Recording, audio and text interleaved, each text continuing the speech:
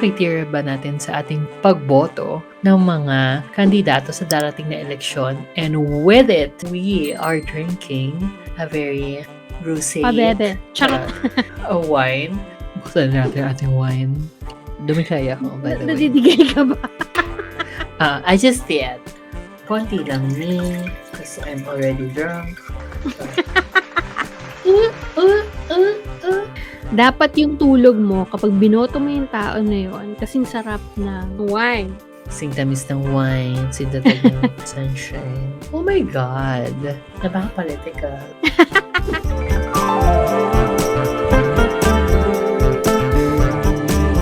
Hello mga titas! Ngayong episode na ito pag-uusapan natin kung ano nga ba ang ating criteria for choosing the candidates we'll be voting for in the coming elections. This is Tita Rai. And this is Tita Toni. And you're watching Wines and Titas. Titas!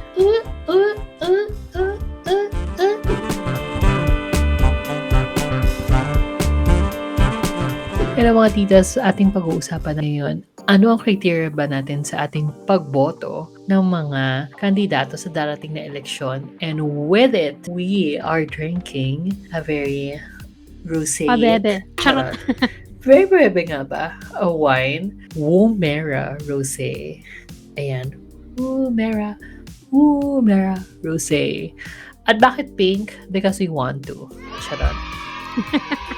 Before tayo magseryosohan sa discussion, kasi the elections is a very serious topic.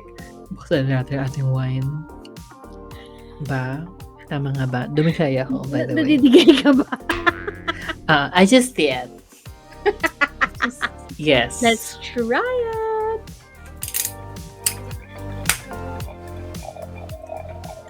Konti lang me, because I'm already drunk. Yun tayo eh.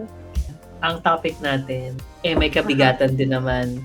Actually, before we get into specifics on our actual topic, bakit nga ba natin na-decide to tackle elections in our platform? Sagutin mo na maayos. Sagot? Well, we want to help educate people, not necessarily on who to vote, but I guess how to decide your own, ganyan. or how to decide, or how to set your own criteria on who to choose. I think it's a lot like that. If we're going to consider history as to how wines are drunk, di ba, ang pairing nito dati, ancient Greece, ganyan-ganyan, are debates. So magde-debate tayo today? Charot! I don't think so. But that doesn't excuse us to being responsible citizens of our country, and how we should put our voices into use, lalo na sa paghalal ng mga tao sa national positions like president, vice president. Before we get into that, magpaka-casual muna tayo with this wine that we're going to try. This is actually Woomera, ang brand niya. Ating ilalapit.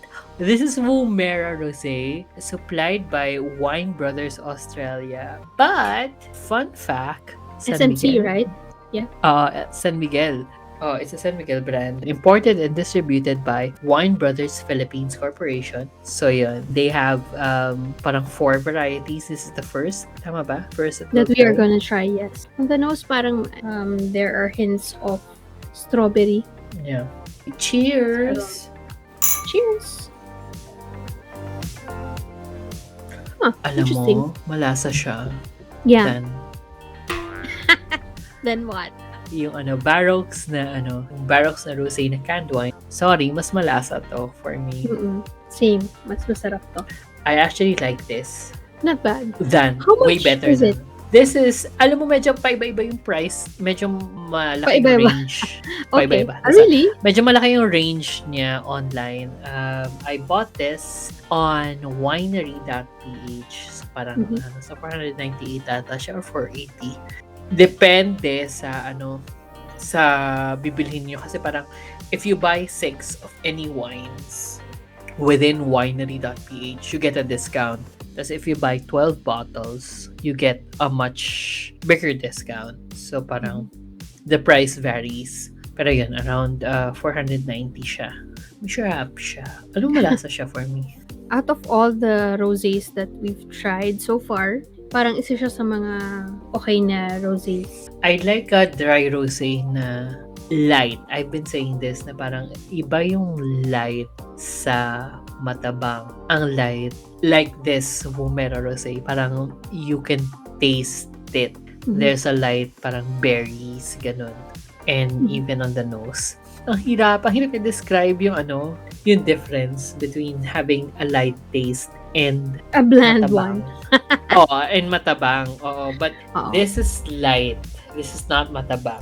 So parang consistent up until the finish, may light na taste siya. So light-bodied wine. Very light bodied. Very fruity din siya. Mostly berries. Yeah, berry flavor. Hindi siya sweet ha. No, But, not at all. may hints of fruitiness talaga siya. But I agree with you, it's not bland. It's light but flavorful pa rin. So nalalasahan mo yung fruitiness. Nasa finish niya, by the way, very strawberry. I actually like it. I actually like it then. I love it. On its own, yung Woomera, in fairness naman, kaya niyang mag-stand on its own. Very refreshing tong rosé. I don't think kaya ko pa siyang i-pair with something, but like on its own, ang sarap niya, to be fair. I agree. I agree. And we are trying something new, where we introduce rosé wines, and at the same time talk about a very pressing matter of our lives right now as Filipinos with the 2022 elections. So with this Woomera Rosé, pag-usapan natin kung ano ba yung criteria natin when choosing candidates na ihahalal sa eleksyon para mamuno sa sambayan ng Pilipino. Ano ang criteria mo? Ako, criteria ko talaga, number 1 would be, ano yung mga nagawa na niya? Number 2 would be, would that person make me stay here in the Philippines? There are a lot of Filipinos who want to go out of the country kasi nga, because of what is happening, marami talaga na gusto maging OFWs na lang or renounce their citizenship and become citizen of another country. Hindi naman ako magmamalinis, and I would say na isa ako sa mga tao na would consider moving to another country if walang mangyayari sa bansa natin. True. Alam mo, hindi ko rin naman maaano yun, na parang if you have the means to uproot yourself from the country you were born in. Parang I understand it if you look at the politics that we have right now. You choose to uproot yourself and migrate to another country because that's what the situation calls for. We are living in a country kung saan hindi pantay-pantay ang karapatan ng mga tao based on their sexuality or their gender. So that's one of the reasons that would make me leave the country have I acquired the resources, if ever. Ano yung option for us na walang choice lumipad? Itong election sana would be like the perfect venue. Opportunity or perfect venue to exercise what it is to be a Filipino. So, Tita Toni, ano yung considerations mo in choosing a candidate? Parang ano yung hinahanap mo sa isang kandidato, whether president, vice president, or senator? Background. Similar to if you're looking for someone to fill a post, kailangan meron siyang good track record. Ano yung mga bagay na nagawa niya na I think kaya niyang i-scale up na ikabubuti ng bansa. Are there specific fields na you look into na you are considering, like education, economy? Mahirap siya na question, but True. Ang tinitingnan ko na sectors would be education. Very important yun sa akin. Education, environment, and LGBT rights. So yun yung top 3 ko talaga na tinitignan. Or at least equality. Kung hindi siya LGBT rights, at least equality. Alam mo, same din for me. Kasi ang basehan ko, equality is something that you could teach if the proper avenues for education is in place. Ako any kind of change sa bansa, walang agarang solusyon. Parang it has to come from education of the constituents bago mo ma-enact yung change. So parang laging long-term emedu sa akin. Although I would like to push forward equal rights and education for all. But I feel ko parang it's a long process kasi you really have to begin at education. So, ano yung tanong ko? Charot. Triple E pala tayo, no? Education, environment, and equality. Oo. Alam mo, would it be hard to demand for equality? Dapat it shouldn't eh. It shouldn't really be a hard thing to ask for. Yun yung isa din sa mga factors na kina-consider ko sa mga tumatakbo ngayong eleksyon. Kung ano ang isusulong nila sa edukasyon at ano ang isusulong nila sa pantay-pantay na karapatan ng lahat ng Pilipino. We're not just advocating for equal rights, but we're sort of demanding it as human beings. Parang ang Pilipinas binubuo hindi lamang ng mga Straight people. taong straight. Di ba? Yeah. While let's say Amy Marcos has been very vocal of equality, I have to look into that person's history before deciding if I should vote for them or their family members. That's something to consider din. Parang you would be for LGBTQ equal rights, ganyan. But you've had a history of falsifying your records, things that makes you doubtful. Yeah. Diba? Kaya medyo importante din yung interviews and debates, being present. And we're starting this series on voter education. Dapat mabago yung mindset natin sa pagpili ng mamumuno sa bayan. Sino ang may pinaka maayos na programa, na plataforma at pinaka maayos na track record para magpatakbo ng bansa. So alam mo, mahirap talaga. And we should be pouring effort kung sino dapat ang iboboto natin. I am advocating for people na basta ang binoto mo, pinag-isipan mo. And you believe that person. And, oh my God, napaka-political. Sana makatulong yung small series na gagawin natin starting with this, Woomera. Kung paano ba tayo mamimili ng kandidato.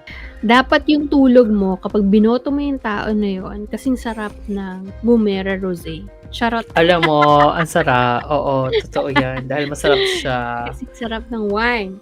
Sing tamis ng wine, sintatag ng sunshine. Kung meron man mga titas dyan na very much concerned sa politics na nanonood din sa atin, sana kinonsider din ninyo ng lubos-lubos. And if you'd like to share mga thoughts on politics and whatever, medyo mahaba-habang usapan ito. Dapat medyo marami-rami na maiinom. You could just comment below or continue our discussion sa Twitter, Instagram, and Facebook namin at Wines and Titas. You can also subscribe and click on the bell icon to get notifications. And we're also part of the Bunk Collective. So if you just head over to www.thebunkph.com/wines and Titas, you can view our past episodes and at the same time go around the domain to visit the rest of the Bunk Collective's repertoire. Hopefully, magkaroon tayo ng fruitful discussions the way na fruitful din ang wines. Emma! Let's cheers to that. Cheers! Oo. Oh my God. Are you hopeful? Alam mo, never ako mawawala ng hope. Ikaw ba, Tita Toni? Yeah, so hopeful. Cheers, mga titas. Cheers. This will be, a month long or maybe a long conversation? A long conversation. So, good luck sa ating mga titas. Good luck sa Pilipinas. At good luck sa ating lahat. Cheers to a very thought-provoking election season. Oo, yun lamang. Paalam mga titas. Bye! Bye! Vote wisely. Who's wisely? Who is wisely?